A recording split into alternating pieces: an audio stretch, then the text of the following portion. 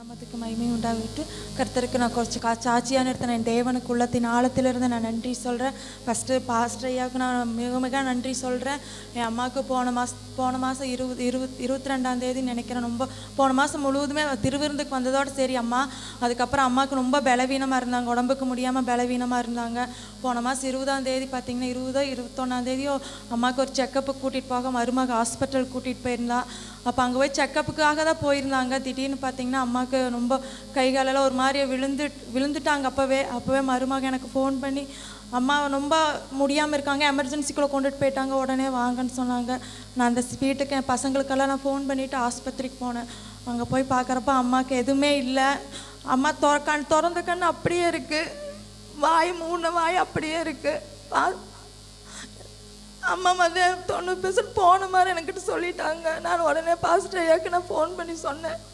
Pastor எதுவுமே இல்லைன்னு சொல்கிறாங்க அம்மாவுக்கு அப்படின்னு சொல்லி சொன்னேன். நான் கொஞ்ச நேரம் கழித்து என்னை எமர்ஜென்சிக்குள்ளே கூப்பிட்டாங்க. இல்லை நீங்கள் கையெழுத்து போடுங்க, அம்மாவுக்கு வெண்டிலேட்டரில் வைக்கணும், வச்சு பார்த்து ட்ரை பண்ணலான்னு அம்மாவுக்கு சொல்லிட்டாங்க. எனக்கு ஒன்று நிலமை இறந்துட்டாங்கன்னு நான் அப்படியே சொன்ன மாதிரி சொல்லிட்டாங்க. நான் மனசு ரொம்ப விட்டுட்டேன். உண்மையாலுமே என் அம்மா இறந்து போயிட்டாங்கன்னு நினச்சேன் நான். அப்போ உடனே பாஸ்டர் எல்லாம் ஜிஹெச்சு கொண்டுட்டு போனாங்க. கர்த்தர் அம்மா இன்னைக்கு ஜீவனோட ஆண்டவரே ஆம்புலன்ஸில் ஏற்றி விட்டுட்டாங்க. ஆம்புலன்ஸில் போகிறப்ப ஆண்டவரே மரிச்ச லாசரை உயிரோடு கொடுத்த மாதிரி என் தாய் எனக்கு உயிரோடு கொடுங்க ஏசப்பா, எங்களுக்காக எங்களை அனாதி ஆக்கிறாதீங்க ஏசப்பான்னு அம்மா காலை பிடிச்சிட்டு நடந்துட்டு போனேன். ஏசப்பா எங்களை அனாதி ஆக்கிறாதீங்க, எங்களுக்கு இருக்கிற ஆதரவு அம்மா மட்டும்தான் அப்படின்னு. ஆனால் அம்மா இன்னைக்கு ரொம்ப பலவீனத்தை எம்ஆர்ஐ ஸ்கேன் ரிப்போர்ட் வந்திருக்கு. கர்த்தர் அவங்க இன்னும் பலப்படுத்தணும். போன வாரம் ரொம்ப பலவீனத்தோடு நான் வந்தேன். ஆனால் ஆண்டவர் என்னை தொட்டு எனக்கு சுகமாத்தினா. எனக்கு பேக் பெயின் இருக்குது, நான் ட்ரீட்மெண்ட் பண்ணிகிட்ருக்கேன். கர்த்தர் எனக்கு பலப்படுத்தணும். அம்மாக்காக எல்லாம் ஜெபம் பண்ணிக்காங்க. பாஸ்டருக்கு மீண்டும் நன்றி சொல்கிறேன். நான் அம்மாக்காக ரொம்ப பாரத்தோடு ஜெபிக்கிறாங்க. அம்மாவுக்கு நல்ல பலத்தோட சுகத்தை கொடுத்துருக்காங்க. நாளைக்கு ஆஸ்பத்திரிக்கு போகிறப்போ அம்மா கூட என் தேவன் கூட இருக்கணும். அம்மாக்காக ஜெபம் பண்ணிக்கங்க. கர்த்தருடைய பரிசுத்த நாமத்துக்கு ஸ்தோத்திரம் உண்டாவதாக. அடியனை கூட ஒரு சாட்சியாக நிறுத்துங்க. நான் தேவனுக்கு நன்றி செலுத்துகிறேன். இந்த ஒரு 1.5 வருடமாக பார்த்தீங்கன்னா எனக்கு இந்த சைடு ஃபுல்லாகவே வலிக்கும். அப்படியே ஒரு பாரத்தை தூக்கி வச்ச மாதிரி இந்த ஒரு சைடு மட்டும் பயங்கர வலியாக இருக்கும். காதில் பார்த்திங்கன்னா தண்ணி போனால் அடைச்சிக்கிட்டா எப்படி ஒரு இதாக இருக்குமோ அது போல். ஆனால் தண்ணி சூடாக வந்துடும், ஆனால் எனக்கு வர்ற மாதிரி இருக்கும், வராது. அப்போ ரொம்ப கஷ்டப்படுவேன் நான். ஆனால் வின்னு வலிக்கும். எப்படி சொல்கிறதுனே தெரில. அப்போ நான் எங்கள் வீட்டில் சொன்னேன், எப்போ நம்ம போய் ஒரு ஸ்கேன் பண்ணி பார்க்கலான்னு. ஆனால் அந்த ஸ்கேன் எடுக்கிறதுக்கு பயமாக இருக்கும். ஏன்ட்டா அந்த மிஷினுக்குள்ளே போகிறதுன்னு நினச்சாவே பயந்துட்டு அதுக்காக நான் போகவே மாட்டேன்ட்டேன். அப்புறம் பார்த்தீங்கன்னா இப்படியே நான் 1.5 வருஷமாக ரொம்ப கஷ்டப்பட்டுட்டு இருந்தேன். ஆனால் போன வாரத்தில் நம்ம ஆராதனையில் பார்த்தீங்கன்னா அந்த காரியத்தை நான் பாஸ்டர்ட்டே சொல்லலை. நான் ஜெபிச்சுட்டு இருந்தேன். ஆராதனையில் விடுதலைக்காக எல்லாருக்காக ஜெபிச்சுட்டு இருந்தார். பலவீனப்பட்டவங்களாம் எழுந்து நில்லுங்கன்னு. அப்போ நான் எழுந்து நின்று ஜெபித்தேன். ஏசப்பா இந்த காதில் இருக்க அந்த அடப்பு மாதிரி இருக்க அந்த வெளியே சூடாக வர்ற மாதிரி இருக்கும், ஆனால் வராது. ஆனால் அந்த அடப்பு மாதிரி இருக்கிற அது எனக்கு விடுதலை ஆகணும், இந்த பெயின் என்னை விட்டு போகணும் ஏசப்பான்னு சொல்லி நான் ஒப்பு கொடுத்து ஜெபித்தேன். அதே போல் பார்த்தீங்கன்னா அப்போ அந்த நாளில் எனக்கு ஒரு விடுதலை கிடைச்சது. இந்த வாரம் முழுவதும் பார்த்தீங்கன்னா அந்த பலவீனம் இல்லாதபடிக்கு தேவன் என்னை பாதுகாத்து வந்தார். அதற்காக தேவனுக்கு நான் நன்றி செலுத்துகிறேன். அது மாத்திரமல்ல, எத்தனையோ போராட்டங்கள் பிரச்சனைகளை அந்த 2 மாதங்களும் நாங்கள் கடந்து வந்தோம். ஆனால் தேவன் அது எல்லாவற்றிலும் ஒரு வார்த்தையை கொடுத்து எங்களை பலப்படுத்தி வந்தார். அப்போ எப்பொழுதுமே நான் சபைக்காக நான் அடுத்த நாள் நடக்கிற ஆராதனைக்காக நான் முதல் நாள் ஜெபிப்போம் நாங்கள். ஆனால் நேற்று என்னால் ஜெபிக்க முடியாத சூழ்நிலையை கடந்து வந்தேன். அப்போ பார்த்தீங்கன்னா நான் ஈவினிங் சமைச்சிட்ருக்கும் போது எனக்கு ஒரு வார்த்தை கடந்து வருது, வஸ்திரத்தின் தொங்கல். அந்த வார்த்தை எனக்கு வந்துக்கிட்டே இருக்குது. அப்போ நான் அந்த காரியத்தை நான் வச்சு ஜெபித்தேன். ஏசப்பா உங்கள் வஸ்திரத்தின் தொங்கலினால் எங்கள் சபையை அலங்கரிங்க ஏசப்பா அப்படின்னு நான் சொல்லி ஜெபித்தேன். நான் வேலை செஞ்சுட்டே இருக்கிறேன், அந்த வார்த்தையை நான் சொல்லி ஜெபிக்கிறேன். உங்கள் வஸ்திரத்தின் தொங்கலினால் எங்கள் சபையில் நிரப்புங்க ஏசப்பா, உங்கள் மகிமை இந்த சபை முழுவதும் நிரப்படும் அப்படின்னு நான் ஜெபம் பண்ணிக்கிட்டே இருக்கேன். அப்புறம் ஒவ்வொரு சேர்ஸையும் ஒப்பு கொடுத்து நான் ஜெபிச்சுட்டு நான் வேலை செய்யும் போது சும்மா சாதாரணமாக தான் அது சும்மா வார்த்தை சொல்லிக்கிட்டு அது மாதிரி ஜெபித்தேன். அதே போல் 5 மணிக்கு எந்திரிச்சு அந்த காரியத்துக்காக ஜெபித்தேன். ஆனால் இன்றைக்கி பார்த்தீங்கன்னா கரெக்டாக வஸ்திரத்தின் தொங்கலை குறித்து சொல்லும்போது எனக்கு ரொம்ப ஷாக்கான மாதிரி இருந்துச்சு. என்னடா நம்ம அசால்ட்டாக தானே சொல்லி ஜெபிச்சோம், அந்த வார்த்தை பாரு இந்த இடத்துல கடந்து வருதுன்னு. உண்மையாலுமே தேவன் ஒவ்வொரு நாளும் ஒவ்வொரு வார்த்தைகளை கொடுத்து பலப்படுத்தி கொண்டு வராரு. உண்மைக்குமே அற்புதமாக இருக்குது. ஒவ்வொரு ஆராதனையிலும் நான் நல்லா பலப்பட்டுட்டு வரேன். அதே போல் வார்த்தைகளையும் சரி ஜெபத்துலேயும் சரி ஆண்டவர் ஒரு வித்தியாசமாக ஆவிக்குரிய வாழ்க்கையில் நடத்தி கொண்டு போகிறாருங்க. நானும் ஆவியில் உணர்றேன். அதுக்காக தேவனுக்கு நான் நன்றி செலுத்தி இந்த சாட்சியை தேவன் சமூகத்தில் ஒப்பு கொடுக்குறேன். கர்த்தருக்கு ஸ்தோத்திரம். கர்த்தர் இந்த நாட்கள்லையும் உங்கள் எல்லார் முன்னாடி என்னை சாட்சியாக நிறுத்தினதுக்கு நான் கர்த்தருக்கு மகா பெரிய ஒரு நன்றி சொல்லிக்கிறேன். எப்படி சொல்கிறதுன்னு தெரியல. இந்த நாட்களில் இந்த நாள் இந்த நிமிஷம் வரைக்கும் நான் இருக்கிறதே என்னோட குமாரன், கர்த்தர் எனக்காக கொடுத்த ஒரே குமாரன் என்னோட மகன் பேர் சுதர்சன். நாங்கள் 2 பேருமே ஜீவனோட இந்த செகண்ட் வரைக்கும் இருக்கிறது கர்த்தருடைய மகா பெரிய கிருபை.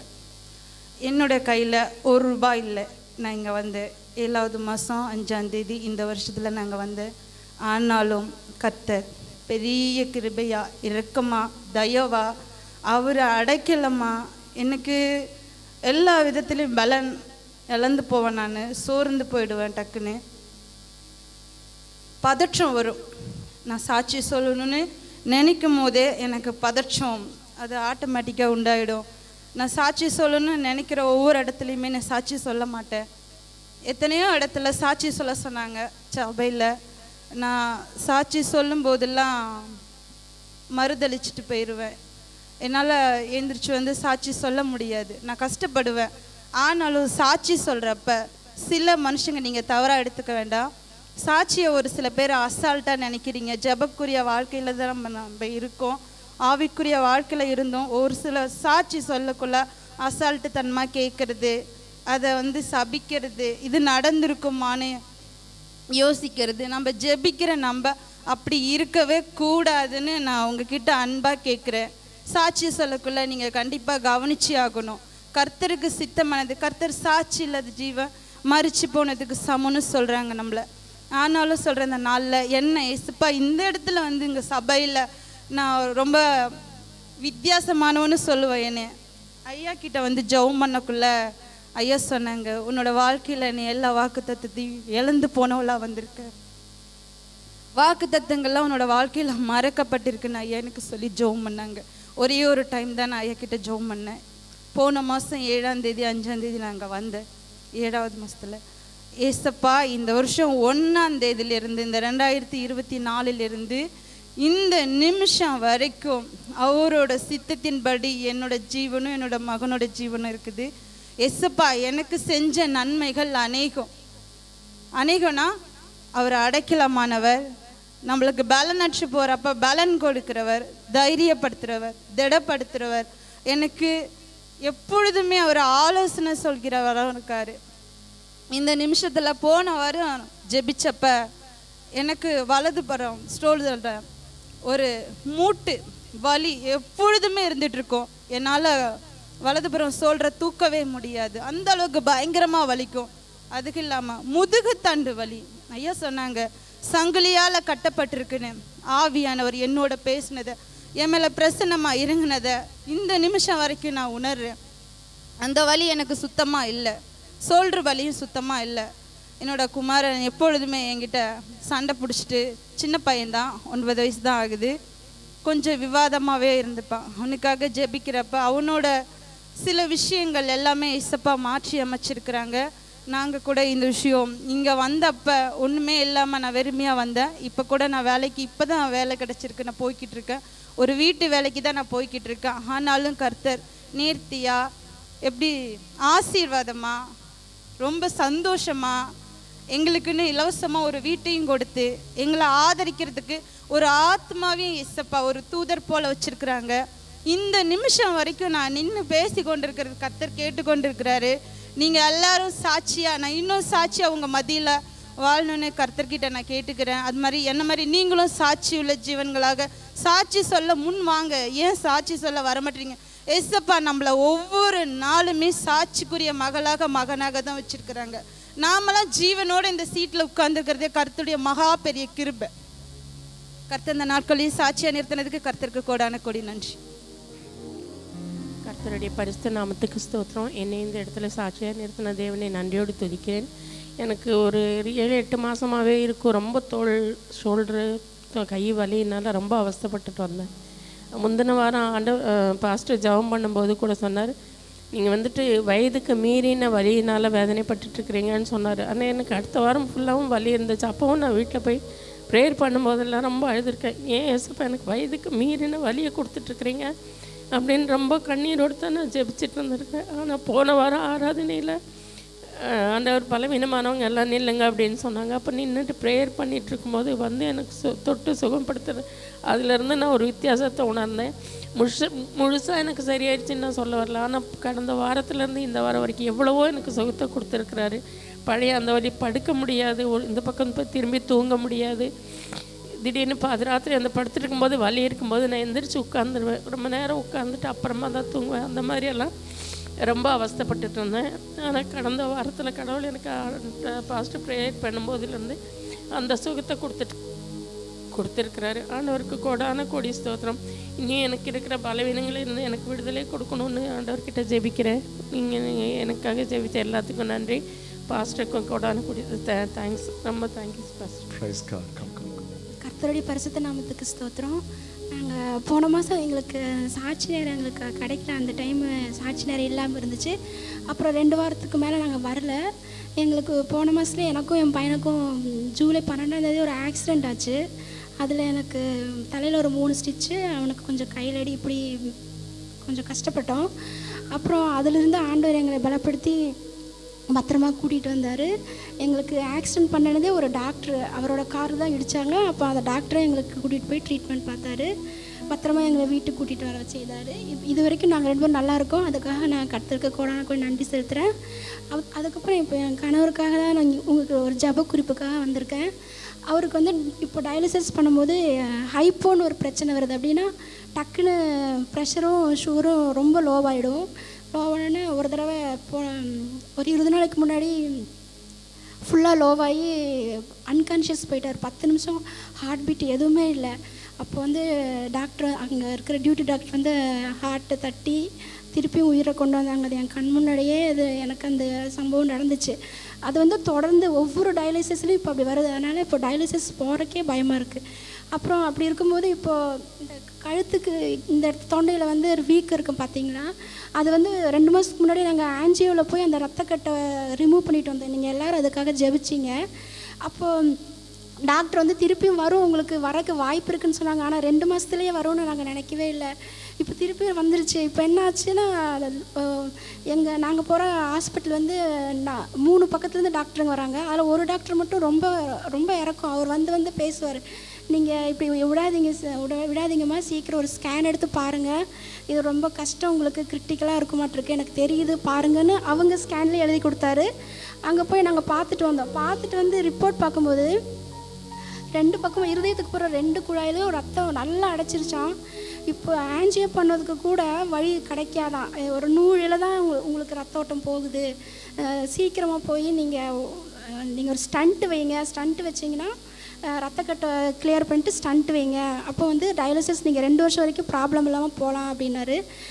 எங்கள் டாக்டர் வந்து பார்த்துட்டு, நீங்கள் டிரான்ஸ்பிளான்ட் பண்ணி நான் தான் கொடுக்குறதா இப்போ நாங்கள் முடிவு பண்ணியிருக்கோம். நீங்கள் டிரான்ஸ்பிளான்ட் உடனே பண்ணிடுங்க, நீங்கள் இந்த இது ஸ்டண்ட் வைக்கிறதெல்லாம் பண்ண வேண்டாம், நீங்கள் டைரெக்டாக டிரான்ஸ்பிளான்ட் போங்கன்னு அவர் பாட்டுக்கு போயிட்டார். அப்புறம் முந்தா நாள் ஏற்கனவே பேசின டாக்டர்கிட்ட சொன்னேன், சார் டிரான்ஸ்பிளான்ட்டுக்கு பணம் நீ ரெடி ஆகலை, நான் இப்போ அது வரைக்கும் நான் டயாலிசிஸ்க்கு என்ன பண்ணுறது சொல்லுங்கள் சார்னு கேட்டப்போ அவர் வெளியே கூட்டிகிட்டு வந்து, நீங்கள் பணத்தை பற்றிலாம் யோசிக்காதீங்கம்மா, நீங்கள் டக்குன்னு போய் ஸ்டண்ட் வைங்க, எவ்வளோ சீக்கிரம் போகிறீங்களோ அவ்வளோ சீக்கிரம் உங்களுக்கு ஆபத்துலேருந்து வெளியே வரலாம் அப்படின்னு சொல்லிட்டு அவர் போயிட்டார். நாங்கள் வந்து ஒரு இடத்துக்காக ஜாப் பண்ணிகிட்ருக்கோம், இடம் விற்கணும்னு சொல்லிட்டு. அது வந்து அந்த பார்ட்டிகளில் தான் எங்களோட பத்திரம் எல்லாமே இருக்குது. அவங்க சைன் பண்ணால் தான் எங்களுக்கு அது விற்று போகும். அவங்க விற்கிறக்கே விட மாட்டேங்கிறாங்க. ஏன்னா அவங்களோட சேர்ந்து தான் இவர் கையெழுத்து போட்டிருக்காரு. அப்போ இப்போ வந்து நாங்கள் அவங்களே வந்து ஒரு அமௌண்ட் கொடுத்து செட்டில் பண்ணிடுறோம் அப்படின்னு பேசியிருக்காங்க. சரி, அதுக்காக நம்ம இந்த வாரம் போய் பேசலாம் அப்படின்னு முடிவு பண்ணோம். நீங்கள் பணத்தை கொடுத்துருங்க, நாங்கள் டிரான்ஸ்பிளான்ட் போயிடுறோம், இந்த மாதிரி டயாலிசிஸ் கூட பண்ண முடியாதுன்னு டாக்டர் சொல்லிட்டாரு. 1 மாதம் தான் கொடுத்துருக்காரு டாக்டர். 1 மாதத்துக்குள்ளே நீங்கள் டிரான்ஸ்பிளான்ட்டுக்கு ரெடி ஆகுங்கன்னு சொல்லி கொடுத்தாரு.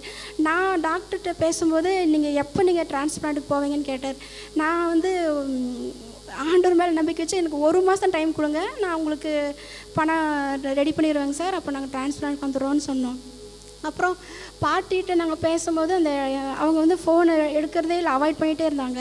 அப்போ நான் ஆண்டவர்கிட்ட சொன்னேன், அப்போ அவங்களோட இருதயத்தை தராங்கப்பா, அவங்கள்ட்ட நீங்கள் பேசுங்க, நாங்கள் இனிமேல் கூப்பிடல, அவங்களா எங்களுக்கு பணத்தை செட்டில் பண்ணுறதுக்கு அவங்களே பேசணும்னு நான் ஜெபம் பண்ணிகிட்டே இருந்தேன்.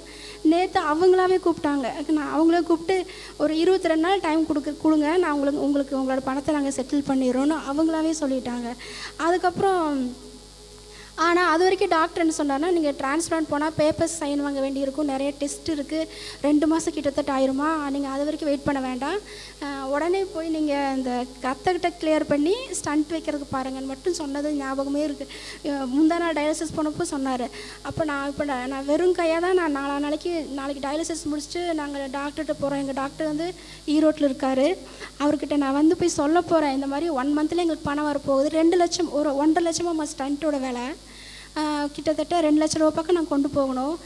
நான் போய் டாக்டர்கிட்ட பேச போகிறேன், இந்த மாதிரி ஸ்டண்ட்டு வைங்க, ஃபஸ்ட்டு ட்ரீட்மெண்ட் ஆரம்பிச்சுட்டு இந்த ரத்தக்கட்டை எடுத்துருங்க சார், அப்புறமா நான் 1 மந்தில் பணம் தர போகிறேன்னு சொல்ல போகிறேன்.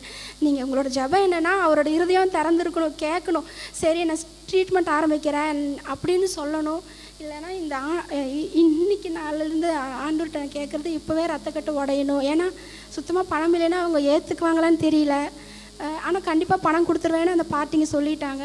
வந்து ஆண்டவரை நம்பி நாங்கள் போகிறோம், செவ்வாய்க்கிழமை போகிறோம். எங்களுக்கு டாக்டர் வந்து தயவு பண்ணணும்னு நீங்கள் உங்கள் ஜெபத்தில் வச்சுக்கோங்க. இது வந்து டயாலிசிஸ் இன்னும் பண்ண முடியாதுன்னு சொல்லிட்டாங்க. போங்க, ஆனால் வந்து உங்களுக்கு டயாலிசிஸ் அவ்வளோ கன்வீனியண்ட்டாக இருக்காது, எப்போவுமே ஒரு ஆபத்து உங்களுக்கு இருக்குது, நீங்கள் வந்து ஒரு பயத்தில் தான் வந்துட்டுருக்கீங்க, அது என்னால் ஷூரிட்டி கொடுக்க முடியாது, எவ்வளோ சீக்கிரம் பண்ண முடியுமோன்னு சொல்கிறனால நான் போகிறேன். டாக்டர்கிட்ட போய் முன்னாடியே நாங்கள் போய் அட்மிட் ஆகலான்ட்டு இருக்கோம். நீங்கள் எல்லோரும் உங்கள் ஜெபத்தில் ஜெபம் பண்ணிக்கிங்கன்னு நான் உங்களை எல்லா இடத்துலையும் கேட்டுக்கிறேன்.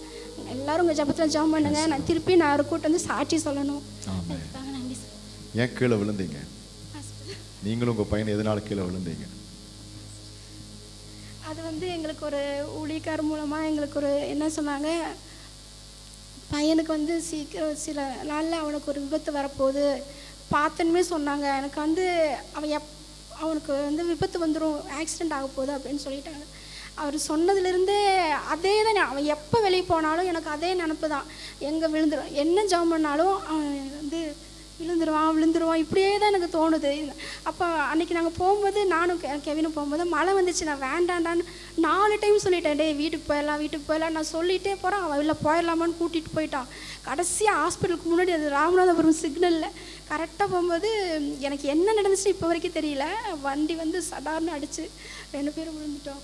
அந்த பயம்தான் எனக்கு அந்த விழுந்துருவோம்னு கொஞ்சம் நேரத்துக்கு முன்னாடி எனக்கு ஸ்டார்ட் ஆகிடுச்சு, கண்டிப்பாக விழுந்துருவோம்னு ஸ்டார்ட் ஆகிடுச்சு. நம்ம பயப்படுறவங்க இல்லை, எல்லாரும் கரம் உயர்த்தி தேவ சமூகத்தில் தேவ பிரசன்னமே இறங்கியே வந்திடுதே, ஓ தேவ பிரசன்னமே இறங்கியே வந்திடுதே, ஓ தேவ பிரசன்னமே இறங்கியே. கர்த்தருடைய பரிசுத்த நாமத்துக்கு ஸ்தோத்திரம். போன வாரம் இங்கே ஃபஸ்ட்டு சண்டே சர்ச்சுக்கு வந்து ப்ரேயர் பண்ணிட்டு இருக்கோம். பாஸ்டர் சொன்னாங்க, அந்த 2 காலும் பயங்கரமான வலியோடு வந்திருக்கிறாங்க அப்படின்னு சொன்னேன். அது எனக்கு என்னத்தான் சொன்னேன்னு நானும் உணர்ந்துட்டேன். எனக்கு ஆனால் 1 மாதமாக அந்த 2 காலும் நடக்கவே முடியாது, மரண வலிச்சு பெட்டுட்டு இருந்தோம். ஆனால் பாஸ்டர் ஜெபிச்சு நான் இங்கேருந்து ப்ரேயர் முடிஞ்சு நான் கீழே போகுது, ஆனால் எனக்கு ஸ்டெப்பு இறங்கவே முடியல. ஆண்டவரே நான் எப்படி நடந்து நான் வீட்டுக்கு போவோம்னு நினச்சி நான் நின்றுட்டு இருந்தேன். அப்புறம் இங்கே ப்ரேயர் பண்ண ஒரு 2 பொண்ணுகள் வந்து என் கையை பிடிச்சி எனக்கு செப்பல் எடுத்து கொடுத்து என்னை கீழே கூட்டிகிட்டு போய் ரோட்டுக்கு, நான் சொன்னேன் என்னை ரோட்டில் கொண்டு வந்து விட்டால் நான் போயிடுவேன் அப்படின்னு சொன்னேன். அப்புறம் என்னை ரோட்டில் கொண்டு போய் இறக்கி விட்டு நான் அப்படி மொல்ல நடந்தேன். ஆனாலும் வந்து எனக்கு இடுப்பில் பெல்ட் இல்லாமல் என்னால் நடக்கவே முடியாது. அந்த பெல்ட்டு கட்டினா எனக்கு மரண வலி, இடுப்பு மரண வலி, இடுப்பு எலும்பு தேய்மானம்னு டாக்டர் சொன்னான். இடுப்பு பெல்ட்டு கட்டிட்டு தான் நான் எல்லா வேலையும் செய்கிறேன். ஆனாலும் ஆண்டவர் என் கூட இருக்கிறாரு. ஒரு 3 மாதமாக இந்த ஒரு சைடு எனக்கு பயங்கரமான வலி. டாக்டர்கிட்ட போனால் டாக்டர் அது இருக்குது இது இருக்குன்னு சொல்லும். என்கிட்ட பணம் இல்லை, உண்மையாகவே என்கிட்ட பணம் இல்லை. ஸ்கேன் எடுக்க சொல்லுவாங்க, வேண்டாம் நாம் ஜெபிப்போம், நான் ஜெபிச்சா எனக்கு ஆண்டவர் சுகத்தை கொடுப்பாரு என்று நான் ஜெபித்தோம். ஆனால் இந்த ஆசீர்வாதம் டிவியில் எல்லா ப்ரேயரும் நடக்கும்போது நான் உட்காந்து கண்ணீர் விட்டு நான் ஜெபிப்போம். கடவுளே எனக்கு ஒரு சுகத்தை தாருன்னு நான் ஆண்டவர்கிட்ட கேட்பேன். ஆனால் இந்த 2-3 நாளாக எனக்கு இந்த சைடு வலியே இல்லை. எனக்கு ஆண்டவர் சுகத்தை கொடுத்துட்டாரு. அதே போல் எனக்கு ஸ்டெப்பு இறங்கவே முடியாது, ஒரு படி கூட ஏறவோ கூட அந்த டாக்டர் சொன்னேன். இப்போ காலையில் கூட நான் எந்திரிச்சு எல்லாம் குளிச்சு ரெடியாகும்போது எனக்கு முடியவே இல்லை. ஏன் ஆண்டவர் எனக்கு இவ்வளோ கஷ்டத்தை கொடுக்குறேன், நான் சர்ச்சுக்கு போகணும்னு சொல்லி நான் அழுது கட்டுக்கு மேலே உட்கார்ந்தேன். ஆனாலும் பக்கத்து ஆட்டோக்காரன் வந்தார், என்னை கூட்டிகிட்டு வந்து அவர் கையை பிடிச்சி இங்கே கீழே கொண்டு வந்தார். அம்மா போயிடுவீங்களும் கேட்டேன். நான் ஸ்டெப் ஏறி போய்க்கிறேன்னு சொன்னேன். ஆனால் நான் ஸ்டெப்புக்கிட்ட கொஞ்சம் நேரம் நின்று, ஆண்டவரே உனக்கு சோத்திரம், நான் எப்படி இந்த ஸ்டெப்பு ஏறும்னு எனக்கு தெரியாதுன்னு. ஆனால் நான் அந்த 2 படி ஏறும்போது எனக்கு தெரியாமல் என் முதுகு மேலே யாரோ என்ன தடவர மாதிரி இருந்துச்சு. ஆனால் அந்த 2 காலும் ரொம்ப ஒரு பலம் கொடுத்து நான் எப்போ அப்படி ஏற மாட்டேன். கடைசி வரை ஏறி வந்தோம். வந்து பக்கத்தில் நிற்கும்போது பாஸ்டர் பார்த்தோன்னா எனக்கு ரொம்ப ஒரு சந்தோஷம், சமாதானம். அப்புறம் இங்கே வர முடியல, பாஸ்டர் தான் என்னை கையை பிடிச்சி கொண்டு வந்து சேரில் உட்கார வச்சேன். பாஸ்டர் மறக்கவே முடியாதப்பா, எவ்வளோ நல்லா பாஸ்டர் தெரியுமா? யாரும் பாஸ்டர் மறக்காதீங்கப்பா. பாஸ்டர் ஜெபிச்சாலே சுகம் கிடைக்கும். அதே போல் ஆண்டவர் எல்லா மக்களுக்கும் சுகம் கொடுப்பாரு. நான் அதுதான் நம்பிட்டு இருக்கிறேன். நான் வெள்ளிக்கிழமை எப்பவும் நைட்டு படுக்கும்போது ஜெபிப்போம். ஆனால் அன்னைக்கு இந்த காலி வலியினால நான் ஜெபிக்கல, நீங்கள் நம்புங்க. ஆனால் உருண்டு பிறண்டு கட்டளி படுத்துட்டு எனக்கு தூக்கமே வரல. மணி 1:30 மணி ஆயிடுச்சு. 1:30 மணிக்கு வந்து யாரோ டோர் எல்லாமே சாத்தியிருக்கும். ஆனால் யாரோ உள்ளே வர மாதிரி தெரிஞ்சிருச்சு. ஆனால் வந்து என்கிட்ட சொல்லுது, நான் நல்லா காதில் கேட்டேன், கேஸு திறந்து விட்டுருக்குது, நீ வெளியே வா வெளியே வா வெளியே வான்னு சொல்லுது. என்ன நான் வெளியே வரல. நான் எனக்கு கண்ணு நல்லா முழிச்சு பார்த்தேன், என்ன யாரோ கூப்பிடுது, கேஸு திறந்து விட்டுருக்கு, நம்ம வெளியே போகக்கூடாதுன்னு சொல்லி பார்க்கும்போது மணி 1:30 ஆச்சு. கடவுளே எனக்கு ஏன் ஆண்டவரே இவ்வளோ ஒரு கஷ்டத்தை கொடுக்குற ஆண்டவரே, ஏசப்பா என் உயிரை எடுத்தாலும் எனக்கு பிரச்சனை இல்லை ஆண்டவரே, எனக்கு போதும் ஆண்டவரே ஏசப்பா அப்படின்னு சொல்லி ஜெபிச்சுட்டு படுத்தோம். ஆனால் தூங்கவே கிடையாது. நான் உட்காந்துட்டே இருந்தேன். யாரும் நம்ப மாட்டீங்க, எனக்கு தூக்கமே வரல. இயேசுவே உனக்கு சோத்திரம். அன்னைக்கு அன்னைக்கிட்ட பாஸ்டரோட நம்பர் இல்லை என்கிட்ட கூப்பிட்றதுக்கு. அந்த 1:30 மணி நேரம் நான் ஆரை கூப்பிட்டு ஜெபிப்போம். நான் உட்காந்து ஜெபிச்சோம். ஆனால் ஆண்டவர் என்னோட எல்லா பலகீனத்தின் விடுதலை கொடுத்தாரு. ஆனால் இன்னைக்கு நடந்தது, அந்த ஸ்டெப்பு ஏறும்போது இந்த 2 காலிலும் ஏதோ ஒன்று தொடுற மாதிரியே எனக்கு இருந்துச்சு. ஆனால் நான் நல்லா ஏறிட்டு வந்தேன். பாஸ்டர் பார்த்தோன்னே எனக்கு ரொம்ப சந்தோஷமாயிடுச்சு, பாஸ்டர் இருக்காருல அப்படின்னு. ஆனால் ஆண்டவருக்கு கோடா கோடி சோத்திரம், நன்றி கர்த்தாவே. என்னை இந்த இடத்துல சாட்சியாக நிறுத்தினதுக்கு நன்றி ஏசப்பாவுக்கு. நாங்கள் கோயம்புத்தூர் வரும்போது கட்டட வேலைக்கு போயிட்டு நம்ம ஊர் திரும்பிக்கலான்னு தான் அந்த ஊருக்கு நாங்கள் வந்தோங்க. எங்களை இந்த இடத்துல ஒரு பெரிய ஒரு கிருபை எங்களை வழி நடத்தி கொண்டு வந்துங்கிறாரு. ஆனால் எங்கள் வீட்டில் யாரும் சேரல, நான் மட்டும் தான் அந்த ஏசப்பா கிட்ட நான் தெரிஞ்சு வந்திருக்கிறேன். எங்கள் வீட்டில் இருக்கிறவங்க என்னை திரும்பவும் அந்த இடத்துக்கு போகக்கூடாது, என்னை திரும்பவும் பழையபடிக்கு சேர்த்திக்கணும் அப்படின்னு தான் நினைக்கிறாங்க. ஆனால் அப்பா கிட்ட தான் நான் முழுமையாக இருக்கணும், குடும்பமே சேரணும்னு நான் நினைக்கிறேன். இந்த ஊருக்கு வந்த பிறகு பல கஷ்டங்கள் போராட்டங்களெல்லாம் நான் நிறையா அனுபவிச்சு திருப்ப ஒரு நிலையாக என்னை கொண்டு வந்து உட்கார வச்சு இன்றைக்கி இடம் வாங்குற அளவுக்கு என்னை உயர்த்தி வச்சுனுங்கிறாரு ஏசப்பா. அன்பு தோப்பம் கிரை முடிஞ்சு பணமெல்லாம் கை பணம் தான் சேர்த்து எல்லாம் கட்டியிருக்கிறாங்க. இன்னும் ஒரு 6 லட்சம் கட்டினோம். 6 லட்சம் கட்டிட்டா எல்லா பணமும் கட்டின மாதிரி. இந்த இடத்துல எங்களை பெரிய கிருபை எங்களை நடத்துகிறதெல்லாம் சொல்லவே முடியாது. அவ்வளோ தெய்வம் எங்களை நடத்தின்னு வர்றாரு. வேறு ஆளுங்க இடத்துல இருந்தாலும் வாடகை வீட்டில் இருந்தாலும் என்னை பால் கறந்து ஊற்றுற அளவுக்கு வருமானம் என்னை அன்னாடம் 500 ரூபா வருமானம் என்னை கொடுத்து கொண்டு வராரு. அதை சொல்லவே முடியாது, வார்த்தையால் சொல்ல முடியாது. அவ்வளோ என்னை கிருபை நடத்தின்னு வராரு. நான் படிக்க தெரியாததான், பைபிள் வாசிக்க தெரியாது. அப்பா எனக்கு பைபிள் வாசிக்க தெரியலப்பா, என்னால் படிக்க தெரியலப்பா. ஒவ்வொரு நேரமும் இப்போ 3 மாதமாக ரொம்ப போராட்டமாக நான் கஷ்டத்தில் தான் போராடின்னு வரேன். இருந்தாலும் என்னை கூட இருந்து என்னை வழி நடத்தி கொண்டு வராரு. ஒவ்வொரு நேரமும் எனக்கு சொல்ல முடியாது. அப்பா எனக்கு கூட என்னை பெத்தப்பா கூட என்னை அது மாதிரி நடத்த மாட்டார், அந்த மாதிரி நடத்தி கொண்டு வராரு. இது எப்போ செஞ்ச புண்ணியமாக எப்படியே எனக்கு சொல்ல தெரியல. ஆனால் எனக்கு தவப்பம் எனக்கு கிடச்சுங்கிறாரு, என்னை வழி நடத்தி கொண்டு வராரு. அதுதான் நான் என் மனசில் என் பையன் சொல்லுவான், நான் கஷ்டப்பட்டேன், நான் சம்பாரித்தேன், நான் வாங்கினேன், ஏசப்பா எங்கேருந்து காப்பாற்றினாரு என் தங்கச்சிக்கிட்டையெல்லாம் சொல்லியிருக்கிறாங்க. ஏசப்பா இல்லைன்னா அந்த நிலைமைக்கு வரத்துக்கு இல்லை. 10 ரூபாய் இன்றைக்கி வருமானம் இருக்குதுன்னா அவரோட தயவு, அவரோட கிருபை, அவளோட மகிமை அப்படின்னு நான் ஒவ்வொரு நேரமும் நன்றி சொல்லிட்டு வரோம். அப்பா இம்மட்டும் எங்களை வழிநடத்தி கொண்டு வந்த ஏசப்பா கோடி நன்றிப்பா. நீங்கள் இல்லைன்னா அந்த குடும்பம் இன்னைக்கு நிலையாக இருக்காதுப்பான்னு நான் ஒவ்வொரு நேரமும் நன்றி சொல்லிட்டு வருவோம். அப்பா என்னை ஒரு சாட்சியாக நிறுத்தினதுக்காக நன்றிப்பா ஏசப்பா, கோடி நன்றிப்பா. நான் எப்படி சொல்கிறதே தெரியலப்பா. நீங்கள் உங்களோட மகிமைப்பா என்னை நடத்தின்னு வர்றதுப்பா. நன்றி என் தகப்பனேசப்பா. என் சாட்சியை முடிச்சுக்கிறப்பா. Praise be to God. So July 2nd வீக்குன்னு நினைக்கிறேன். நான் அப்போ தான் ஃபஸ்ட் வீக் ஃபுல்லாக ஆஃபீஸ் போனேன். அப்போ தான் ஃபஸ்ட்டு நான் ஆஃபீஸ் போகிறது. அதுக்கப்புறம் 1 வீக் கழித்து எனக்கு சண்டே தான் மார்னிங் சார்ஜ். மம்மி வீட்டில் இல்லை. மம்மி வந்து பாட்டியை பார்க்கறதுக்காக ஊருக்கு போயிட்டாங்க சென்னைக்கு. பாட்டிக்கு கண் ஆப்ரேஷன் அப்படின்றதுனால நான் தான் ஃபேமிலி ஃபுல்லாக பார்த்துட்டேன். அப்போது எனக்கு சண்டே ஃபுல்லாக குளிர் ஜுரம் மாதிரி ஆயிடுச்சு. காலையில் தங்கச்சிக்கிட்ட தான் கேட்டேன், இந்த மாதிரி பாரு எனக்கு ஒரு மாதிரி ஃபீவரிஷாக இருக்குது அப்படின்ட்டு. அப்புறம் அப்பா வந்து டக்குன்னு வந்து பார்த்தாங்க, ஃபீவரிஷாக இருந்துச்சு. அப்புறம் மம்மிக்கு ஃபோன் பண்ணி சொன்னோன்னே டேப்லெட் இருக்குது எடுத்து போட்டுக்கோ சரியாயிடும் அப்படின்னு சொன்னாங்க. டேப்லெட் போட்டேன். பட் எனக்கு அந்த ஃபீவர் இன்னும் ஹை ஆகிடுச்சு. என்னால் எந்திரிச்சு எதுவுமே பண்ண முடியல, ஒர்க் பண்ண முடியல, சமைக்கவும் இல்லை, குக் பண்ணவே இல்லை. அப்பாவுக்கும் ஆஃபீஸ் போகணும் அப்படின்ட்டு. அப்புறம் சிஸ்டர்ஸ் பார்த்துக்கிட்டாங்க. அப்புறம் நான் ரொம்ப ரொம்ப வீக் ஆகிட்டேன். என்னால் என்ன பண்ணுறதுன்னு எனக்கு தெரியல. அப்புறம் சரி ஹாஸ்பிட்டல் போயிடலாம் அப்படின்னு சொல்லிட்டு நேர்நகரில் இருக்க ஹாஸ்பிட்டல் போனோம். அவங்க சொன்னாங்க சரி குளிர் ஜுரம் தான் ஒன்றும் இல்லை அப்படின்னு சொல்லி சொன்னாங்க. அன்றைக்கி முன்னாடி நாள் தான் வந்து கொஞ்சம் ரொம்ப மழை பெஞ்சிச்சு. நான் கொஞ்சம் வெட் ஆகிட்டேன்.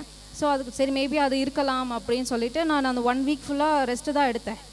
என்னால் சுத்தமாக முடியல. சரி ஃபீவர் போயிருக்கோம் அப்படின்னு நினச்சி நான் எந்திரிச்சு நடக்கிறேன். என்னால் அவ்வளோ ஸ்ட்ரென்த் இல்லை என்கிட்ட. நான் என்னால் எந்திரிச்சு உட்காரக்கூட முடியாத நிலமையில தான் இருந்தேன். ஃபுல்லாக பெட் ரெஸ்ட் தான், அந்த மாதிரி ஆகிட்டேன். அப்புறம் மம்மிக்கு சொன்னோன்னே மம்மி அங்கே ரொம்ப டென்ஸ்ட் ஆகிட்டாங்க. அங்கே பாட்டிக்கும் ஆப்ரேஷன்னோடனே மம்மிக்கு என்ன பண்ணுறதுன்னு எனக்கு தெரியல அப்படின்ட்டாங்க. சரி நான் கிளம்பி வந்துடுறேன். பாட்டியால் இப்போது பாட்டிக்கு கண் ஆப்ரேஷன் முடிஞ்சிச்சு, ஆனால் அவங்க ட்ராவல் பண்ணக்கூடாது, இன்ஃபெக்ஷன் ஆகிடும் அப்படின்னு சொல்லிட்டாங்க. பாட்டி அம்மா இங்கே வரேன் அப்படின்னோடனே பாட்டியும் ரொம்ப அப்செட் ஆகி அவங்களும் அழுக ஆரம்பிச்சிட்டாங்க, என்னை பார்த்துக்க யாரும் இல்லை அப்படின்னு சொல்லிட்டு. சரி என்னன்னாலும் பரவாயில்ல கிளம்பிடலாம் அப்படின்னு சொல்லிட்டு பாட்டி தாத்தாவை கூட்டிகிட்டே வந்துட்டாங்க. மம்மி வந்த உடனே எனக்கும் ரொம்ப இன்னும் வீக் ஆகிட்டு தான் இருந்தேன். நான் எந்திக்க முடியல. அப்புறம் சரி ஹாஸ்பிட்டல் இன்னொரு தடவை போய் பார்க்கலாம் அப்படின்னு சொன்னோன்னே சரி மறுபடியும் அங்கேயே தான் போய் பார்த்தோம். அப்போ அவங்க சொல்லிட்டாங்க டெங்கு ஃபீவர் ஆகிடுச்சு, நீங்கள் ஒரு தடவை பிளட் செக்கப் பண்ணிக்கலாம் அப்படின்னு சொல்லி செக்கப் பண்ணாங்க. சரி கன்ஃபார்ம் ஆகிடுச்சு பிளட் செக்கப் பண்ணும்போது அப்படின்னு சொன்னோன்னே அப்புறம் என்னோடய ஒயிட் பிளட் செல்ஸ் வந்து கிட்டத்தட்ட 1,50,000 இருக்கணும். ஆனால் எனக்கு 10,000 தான் இருந்துச்சு. எல்லாருமே வீட்டில் ரொம்ப பயந்துட்டாங்க, ஐயோ என்னாச்சு அப்படின்னு. அப்புறம் டாக்டர் கேட்டால் உடனே போய் ஜிஹெச்சில் அட்மிட் பண்ணிவிடுங்க அப்படின்னே சொல்லிட்டாங்க. நான் என்ன பண்ணுறதுன்னு தெரில. ஆனால் அந்த வீக்கில் தான் பாஸ்டர் அங்கிளுக்கு ஃபோன் பண்ணி சொன்னேன், அங்கிள் இந்த மாதிரி மறுபடியும் என்னை செக்கப் பண்ணணும்னு சொல்கிறாங்க, எனக்கு ஹாஸ்பிட்டல் போக இஷ்டம் இல்லை, எனக்கு கொஞ்சம் ப்ரேயர் பண்ணுங்க அப்படின்னு சொல்லி நான் சொன்னேன். பட் கொஞ்சம் நர்வஸ் ஆகிட்டு அதுக்கப்புறம் சரி இங்கே இருக்க காலப்பட்டியில் இருக்க ஹாஸ்பிட்டலுக்கு மறுபடியும் போனால் அவங்க கண்டிப்பாக அட்மிட் பண்ணியே ஆகணும் அப்படின்னு சொல்லிட்டாங்க. சரி அங்கே போகிறதுக்கு இங்கே போயிடலாம் அப்படின்னு சொல்லிட்டு இங்கே நைட்டு ஒரு 11:30 இருக்கும் போய் அட்மிட் ஆகிட்டேன். ஒரு அடுத்த நாள் வந்து பிளட் செக்கப் எடுத்தாங்க. டெய்லி பிளட் செக்கப் எடுக்கணும். எனக்கு கையிலலாம் செக் பண்ணுறாங்க, எனக்கு பிளட் அந்த நர்வ் தெரியவே இல்லை. ரொம்ப ரொம்ப கஷ்டப்பட்டு தான் பிளட்டை எடுத்தாங்க. என்கிட்ட அவ்வளோ பிளட் செல்ஸ் கிடையாது. ஸோ அப்புறம் பிளட் எடுத்தப்போ செக் பண்ணாங்க, நல்ல வேளை சீக்கிரமாக வந்து சேர்ந்தீங்க, இதுக்கப்புறம் ரொம்ப லோ ஆகிடுச்சு அப்படின்னா ரொம்ப கஷ்டம் அவங்களுக்கு அப்படின்னு சொல்லிட்டாங்க. அதுக்கப்புறம் அந்த ஒரு 2 days தான் நான் நினச்சேன் ரொம்ப நாள் இருக்க போகிறோம், ஐயோ போச்சு அப்படின்னு நினச்சேன். அப்புறம் ஒரு 2 daysல மறுபடியும் பிளட் செக்கப் எடுத்தாங்க. அப்புறம் ஓகே கொஞ்சம் இன்க்ரீஸ் ஆகிருக்கு, 30,000 வந்திருக்கு அப்படின்னாங்க. அப்புறம் அடுத்த நாளே ஓகே நல்லா ஆயிடுச்சாங்க. இப்போ நீங்கள் வீட்டுக்கு போய்க்கலாம், டிஸ்சார்ஜ் ஆகிக்கலாம், 2 நாளில் டிஸ்சார்ஜ் ஆகிக்கலாம் அப்படின்னு சொன்னாங்க. அதுவே எங்களுக்கு பெரிய சர்ப்ரைஸ் தான். நீங்கள் வீட்டுக்கு போயிட்டு 1 வீக் நல்லா சாப்பிடணும், ஆஃபீஸ் போகக்கூடாது, ஒர்க் எதுவும் பண்ணக்கூடாது அப்படின்னாங்க. நான் அந்த 1 வீக் ஃபுல்லாக நல்லாவே ப்ரே பண்ணேன். ஆனால் என்னால் வீட்டுக்கு வந்துட்டேன் ஓகே. ஆனால் என்னால் மூச்சு விட முடியல. இந்த ரெஸ்பிரேட்டரி ப்ராப்ளம் எனக்கு இருந்துச்சு. நான் படுத்தேன்னா என்னால் மூச்சு விட முடியாது. நான் ஒன் சைடாக படுத்து ரொம்ப கஷ்டப்பட்டு தான் நைட்லாம் தூங்கவே இல்லை. நான் 2-3 நாளாக தூங்கவே கிடையாது. நான் அவ்வளோ கஷ்டப்பட்டு தான் படுத்து தூங்கினேன். அப்புறம் சரி மறுபடியும் செக்கப்புக்கு ஒரு 3 days கழித்து வர சொன்னாங்க. நான் ப்ரே பண்ணிட்டு தான் போனேன், கர்த்தரே எப்படியாச்சும் நிறையா இருக்கணும் என்னோடய பிளட் செல்ஸு அப்படின்னு சொல்லிட்டு. நான் அங்கே உட்காந்து ரொம்ப லேட் ஆகிடுச்சு, பிளட் கொடுத்துட்டு வெளியில் வரத்துக்கு ரொம்ப லேட் ஆகிடுச்சு. அப்போது நான் வெயிட் பண்ணிகிட்டே இருந்தேன், கடவுளே எப்படியாவது இன்க்ரீஸ் ஆகிருக்கணும் அப்படின்னு சொல்லிட்டு, அட்லீஸ்ட் 1 lakh கிட்டே வரணும் அப்படின்னு. கர்த்தரோட கிருபை எனக்கு 2 lakhsக்கு மேலேயே இருந்துச்சு பிளட் செல்ஸ். அதுவே இன்க்ரீஸ் ஆனது எல்லாருக்குமே ஒரு ஆச்சரியம் தான். அதுக்கப்புறம் அவங்க சொல்லிட்டாங்க, நீங்கள் இதுக்கப்புறம் எந்த டேப்லெட்ஸும் எடுக்க வேண்டாம், எந்த இதுவும் எடுக்க வேண்டாம், நீங்கள் நார்மலாக ஆஃபீஸ் போய்க்கலாம் அப்படின்னு சொல்லிட்டாங்க. அதுலேருந்து I am really all right. Thank you. Praise Lord. கர்த்தருடைய நாமத்துக்கு ஸ்தோத்திரம். என்னையும் ஒரு சாட்சி ஆண்டவர் எடுத்திருக்காரு. போன 1 மந்த்தாக எனக்கு அந்த ஓவர் ப்ளீடிங்கு என்னால் ரொம்ப கஷ்டப்பட்டேன். ஆண்டவர்கிட்ட சொன்னேன், அப்பா எனக்கு இந்த ஸ்தலத்தில் ஜெபிக்கிற ஜெபம் கேட்கப்படுதுன்னு. ஆனால் என்னால் சர்ச்சுக்கு போக முடியாமல் போயிடுமோன்னு ரொம்ப கஷ்டப்பட்டேன். ஆண்டவர்கிட்ட ப்ரேயர் பண்ண எனக்கு ஒவ்வொரு விஷயத்துலையும் நான் எப்போவுமே எனக்கு கொஞ்சம் பயத்தின் ஆவி எப்போவுமே இருக்கும். ஒரு 3 மாதத்துக்கு முன்னாடி ஃபர்ஸ்ட் வீக்கில் வந்து ஜெபம் பண்ணும்போது ஆண்டவர் தெய்வ மனுஷர் மூலமாக கை வச்சு ஜெபம் பண்ணி உனக்குள்ளே இருக்கிற பயத்தின் ஆவி எடுத்து போடுறேன்னுட்டு கர்த்தருடைய நாமத்தினால சொல்கிறேன், எனக்கு அந்த பயத்தின் ஆவி எடுத்து போட்டார். அது மாத்திரம் இல்லை, எப்போ பாரு எப்போவுமே நான் ஜெபம் பண்ணுறது ஆண்டவர்கிட்ட ரொம்ப அதிகமாக நெருங்க ஆரம்பிக்கும் போது என்னென்ன கேட்குறோமோ அது நடக்கும். ஓவர் ப்ளீடிங் என்னால் உட்கார முடியல, சர்ச்சுக்கு எப்படி போக முடியும், கொஞ்சம் இதுவானாலுமேன்னு சொல்லிட்டு வந்துட்டேன். வந்தோமோனுமே எனக்கு முடியல. ஆனால் பாஸ்டர்கிட்ட சொல்லிட்டேன், தெய்வ மனுஷர்கிட்ட சொல்லும்போது கவலைப்பட சிஸ்டர் நீங்கள் நல்லா ப்ரேயரில் வைங்க சரியாயிடும்னு. வீட்டுக்கு போய் ஓரளவு கொஞ்சம் நல்லா ஸ்டடியான மறுபடியும் ஆண்டவர் கொடுக்குற பலத்தில் நான் தனியாக தான் இருக்கிறதுனால ரொம்ப பயப்படுவேன். வீட்டில் தனியாக இருக்கிறோமே, பையனும் சென்னையில் வேலை பண்ணுறான், அவனும் அங்கே இருக்கானேன்னு சொல்லி ரொம்ப தனியாக இருக்கிறமே ஃபீல் பண்ணிக்கிட்டே இருப்பேன். ஆண்டவர் என் கூட இருக்கும்போது தேவனோட ஆண்டவருடைய பாட்டுங்களை பாடிட்டு ஜெபம் பண்ணிட்டு நான் இவ்வளோ தூரம் தனியாக இருக்கிறேன்றதே பெரிய விஷயம். ஆண்டவர் எனக்கு அந்த தைரியத்தை கொடுத்தார். அது மாத்திரம் இல்லை, என் மகளுடைய கல்யாணம் இங்கே தான் நடந்தது. கர்த்தருடைய நாமத்தில் பெரிய ஆசீர்வாதமாக நடந்து இன்றைக்கி நல்லா இருக்கிறாங்க. என் மருமகன் வந்து வெளியூர் போகிறதுக்காக பிரயாசப்பட்டுட்டு இருந்தாங்க. அது இந்த 3 மந்த்ஸாக ரொம்ப அதுக்காக எவ்வளோ ரெடி பண்ணிகிட்டு இருந்தாங்க. ஆனால் அதுவும் ரொம்ப தடையாக இருந்தது. அது கடவுளுடைய கிருபையில் அதுக்காக நாங்கள் ஜெபிச்சோம். அதுக்கப்புறம் பார்த்தா போன வாரம் இந்த சண்டே நைட்டு ஈவினிங் ஃப்ளைட் அவருக்கு மகன் தான் என் பையன் தான் கூட்டிகிட்டு போய் ஏற்றிட்டு வந்தான். எங்கள் யாராலையுமே அவர் போய் விடுறதுக்கு மனசு இல்லை. அது மாத்திரம் இல்லை, என் பொண்ணு இப்போ நான் தனியாக தான் வீட்டில் இருக்கேன். என் பொண்ணு வந்துட்டு இப்படின்னா அவங்க அப்பாவுடைய ஃபோட்டோ பார்த்துட்டாள்னா வீட்டுக்கு வந்தவன் அப்பா இருக்கிறாருன்னு சொல்லிட்டு வீட்டுக்கு கூட வரமாட்டா என்னைய பார்க்க, ஏன்னா அப்பா இருக்கிறாருன்னு சொல்லிட்டு. இப்போ நானும் ஆண்டவர் இவ இப்படி இருக்கிறான்னு. இப்போ மருமகனும் கிளம்பிட்டோனையும் ரொம்ப அவளை என்னைய சமாளிக்க எனக்கு ரொம்ப கஷ்டமாக இருந்துச்சு. எசப்பா நான் எப்படி வந்து என் மகளை நான் தேத்த போகிறேன்னு தெரியல, எனக்கு நீங்கள் தான் அவளுக்கு ஆறுதல் கொடுக்கணும் அப்படின்னு சொல்லிட்டு போன வாரம் சண்டே நானும் ரொம்ப பலவீனத்தில் வந்தேன். மகனை வந்து காலையில் அவர் ஃப்ளைட்டு சென்னைக்கு போயிட்டாங்க. நாங்கள் அவரை ஏற்றிட்டு தான் இங்கே ஃபஸ்ட்டு இதுக்கு வந்தோம். ட்ரெயின் ஏற்றிட்டு தான் வீட்டுக்கு வந்தவொடனே பார்த்தா படுத்துக்கிட்டா. நான் சர்ச்சுக்கு வரல, அழுகிறா. அப்புறம் மாமியார் மாமனாரெலாம் இருந்தாங்க, அவங்கள ஆறுதல் படுத்தி வாமான்னு சொல்லி எல்லோரும் நாங்கள் வந்தோம். உள்ளே வந்த உடனே என்னால் தாழ முடியல. எசப்பா எப்படி இவளை நான் பேசி இவக்கிட்ட இது பண்ண போகிறேன்னு தெரியலன்னு சொல்லி ரொம்ப அழுதேன். கடவுள் எங்களுக்கு ஒரு 3 நாள் அவள் வீட்டில் தான் போயிட்டு வந்துட்டு இன்னையோடு 1 வாரம் ஆகுது. மருமகன் போய் அங்கேயும் அவரை பார்த்தோம். இப்போ அவளுக்கு கொஞ்சம் ஒரு ஆறுதலாக இருக்குது. இப்போ வீடியோ காலில் பார்க்குறாங்க, பேசுகிறாங்க, கொஞ்சம் ஆறுதலாக இருக்கா. அவளை கூட்டிகிட்டு வர்றதுக்குள்ளே ஒவ்வொரு நாளும் எனக்கு இதுதான். ஆனால் தேவ மனுஷர்கிட்ட ஜெபிக்கும் போது எனக்கு ரொம்ப விடுதலை தான். அதே மாதிரி மகன் வந்து சென்னையில் வேலைக்கு பார்த்துட்டு இருந்தான். எனக்கு உடம்பு சரியில்லாமவே நான் தனியாக இருக்குன்னு சொல்லிட்டு அங்கேருந்து வேலை வேணான்னு சொல்லிட்டு வந்துட்டான். அப்புறம் அவர் சேலரி போட இது பண்ணிட்டார். அந்த சேலரிக்காக நாங்கள் ப்ரேயர் பண்ணிகிட்டு இருந்தோம். சரி வந்துட்டு வாங்கிட்டு போப்பான்னு சொல்லி சொன்னார். போய் காலையில் நின்னா, போய் பார்த்தா சென்னையில் காலையில் போய் அவர் ஆஃபீஸ்கிட்ட நின்னா சாயந்தரம் வரை அதே இடத்துல தான் இருக்கான். வரேன்ப்பா அப்படின்னவர் சாயந்தரம் 5 மணிக்கு வந்துட்டு என்கிட்ட ஒரு பைசாவும் இல்லைப்பா, நெக்ஸ்ட் மந்த் பார்க்கலாம், போயிட்டு வா அப்படின்னு சொல்லி அனுப்பிச்சிட்டாரு. எங்களுக்கு அது ஒரு இது, ரெண்ட் அடி எப்படி கொடுக்கறது தெரியலையேன்னு சொல்லிட்டு ஆண்டவர் அந்த மாதம் எப்படி ரெண்ட் கொடுக்க இந்த மாதம் ஜோம் பண்ணிவிட்டு அவன் காலையில் வேலைக்காக ப்ரேயர் பண்ணிகிட்டு இருந்தோம். அதுவும் ஆண்டவருடைய தெய்வ மனுஷர் மூலயமா ஒரு நல்ல வேலையை மகனுக்கு கொடுத்துருக்கிறாரு. அது மாத்திரம் இல்லை, காலையில் ஒரு 5 மணிக்கு அவனுக்கு 5ஆம் தேதி அவனுக்கு சேலரி. நான் ப்ரேயர் பண்ணிகிட்டு இருந்தேன், சப்பா நீங்கள் கொடுத்து ஆகணும், நீங்கள் பேசுங்க அந்த ஓனர்கிட்ட அப்படின்னு சொல்லி அக்காலேருந்து எல்லாருமே ப்ரேயர் பண்ணிகிட்டு இருந்தோம். அதுக்கப்புறம் பார்த்தா அதே மாதிரி 5ஆம் தேதி அண்ணா சேலரின்னு கரெக்டாக அவர் போட்டு விட்டுட்டார். கர்த்தருக்கு கொடி ஸ்தோத்திரம். எங்களை வழி நடத்துகிற தேவன் பெரியவர். தம்பி விட எது நாங்கள்லாம் போய் வழி அனுப்ப முடியல. அதாவது என் மருமகனை என் மக போனால் அங்கே அழுது ஆர்ப்பாட்டம் பண்ணுவா, போகக்கூடாதுன்னு சொல்லிட்டு ரொம்ப பயந்துட்டு இருந்தேன். அப்புறம் அவளாலையும் போக முடியாமல் ஆயிட்டு. ஆனால் அவளை ஆறுதல் படுத்தி இன்னைக்கு சர்ச்சுக்கும் கூட்டிகிட்டு வர்றதுக்கு கிருபை தந்திருக்கார். கர்த்தர் கொடி ஸ்தோத்திரம். கர்த்தருடைய பரிசுத்த நாமத்துக்கு மகிமை உண்டாவதாக. கடந்த வாரத்தில் ஒரு புதன்கிழமை வியாழக்கிழமை இருக்கும். அப்போ எனக்கு அடிவயிறு ரொம்ப ஸ்டொமக் பெயினாக இருந்துச்சு. அது அடிவயிறு வலிக்குது இருந்தால் ஃபுல்லாகவே வலிக்கும். ஆனால் எனக்கு பர்டிகுலராக ஒரு இடத்துல மட்டும் பெயின் இருந்துச்சு. அப்போது அதுக்கு நேராக பேக் பெயினும் இருந்துச்சு. அப்போ நான் அவங்கக்கிட்ட சொல்லி அழுகிற மாதிரி ஆகிட்டேன், ரொம்ப பெயினாக இருக்குது, என்னால் தாங்க முடியல அப்படின்னு சொல்லிட்டு. அப்புறம் சரி ப்ரேயர் பண்ணிவிட்டு அன்றைக்கி நைட்டு தூங்கியாச்சு. மறுநாள் காலையில் எழுந்திரிச்சேன். கர்த்தர் ஒரு பலன் கொடுத்தாரு. ஆனாலும் அந்த வலி வந்து சுத்தமாக போகலை, லைட்டாக பெயின் இருந்துகிட்டே இருந்துச்சு. அப்புறம் சண்டே சர்ச்சுக்கு வந்தோடனேவும் பலவீனப்பட்டவங்க எந்திரிங்க அப்படின்னு சொல்லும்போது நான் எந்திரிக்கணும்னு ஆசை. ஆனால் தம்பியும் தூக்கிட்டு எந்திரிக்கணும். ஏன்னா அவனுக்கு சாட்டர்டே நைட்டு திடீர்னு அவனுக்கு ரொம்ப குளிரில் நடுங்க ஆரம்பிச்சிட்டான்.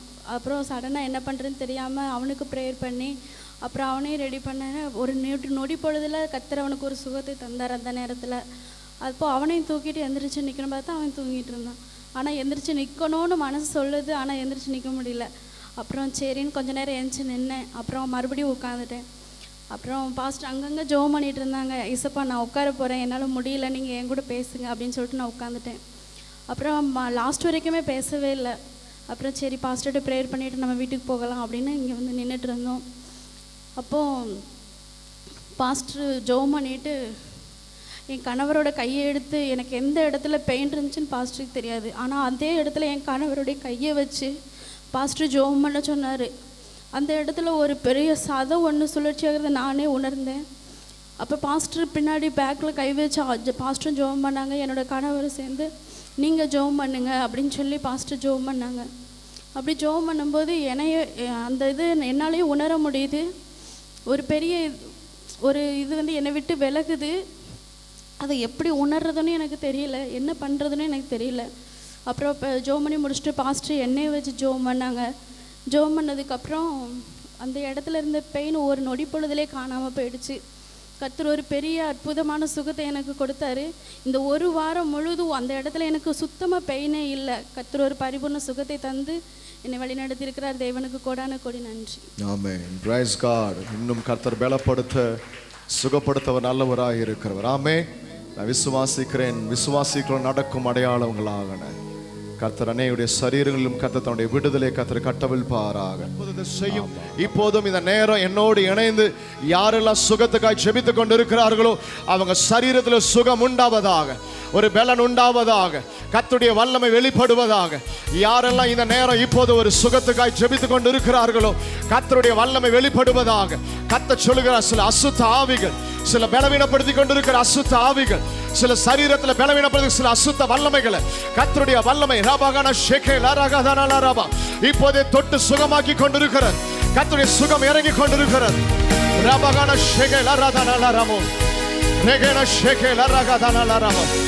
சுகத்தை பெற்றுக்கொள், வல்லமையை பெற்றுக்கொள். இப்போது எல்லா பலவீனங்கள் இயேசுவின் நாமத்தினாலே கட்டுகள் அறுக்கப்படுவதாக. ஆமென். கற்பம் திறக்கப்படுவதாக. கற்பம் உனக்கு திறக்கப்படுவதாக. கற்பத்தின் கனியை கர்த்தர் உனக்கு கொடுத்து நடத்துவாராக. உன் கற்பத்தில் இருக்கிறதான சில பலவீனங்கள், ஓ ஹல்லேலூயா, உன் கற்பம் பலவீனமா இருக்கிறத நான் பார்க்கிறேன். உன் கற்பத்தினுடைய தசைகள், ஓ அந்த சுவர்கள் பலவீனமா இருக்கிறத கர்த்தர் காண்பிக்கிறார். இப்போது அந்த கற்பத்தினுடைய சுவர்கள் தசைகள் கனமடைவதாக, பலனடைவதாக இயேசுவின் நாமத்தினால. யாருடைய சரீரத்தில் எல்லாம் பலவீனங்கள் இருக்கிறதோ இப்போதே அவருடைய பலன் உன்னை நிரப்புவதாக நான் சொல்லி ஜெபிக்கிறேன். உன்னுடைய பலவீனங்கள் எல்லாம் முற்றுமுடிய மாறுகிறது. கர்த்தருடைய சுகம் உனக்குள்ளே வெளிப்படுக. பட்டுக்கொள்.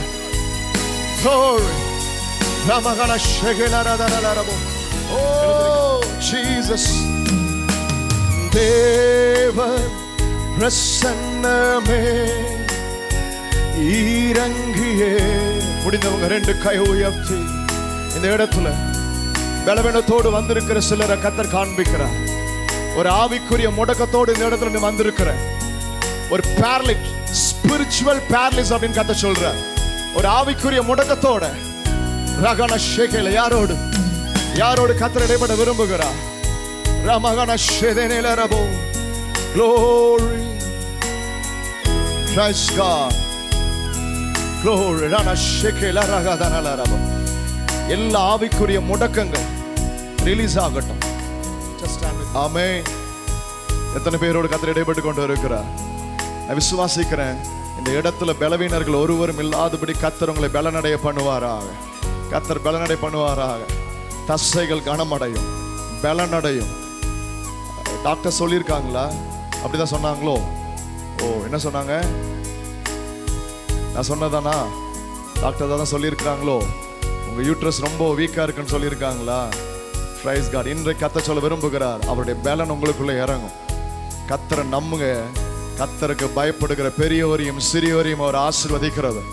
பெரியோரை மாத்திரம் ஆசீர்வதிக்க, சிறியோரையும் ஆசீர்வதிக்கிற தேவன். பெரியவரை மாத்திரம் இல்லை, கனவான்களை மாத்திரம் இல்லை, நல்லவர்களை மாத்திரம் இல்லை, பலன கத்தர் உங்க மேல கத்தர் சொல்ல விரும்புகிறார். சின்னவன் ஆசீர்வதிக்க கத்தர் நல்லவராக இருப்பாரா.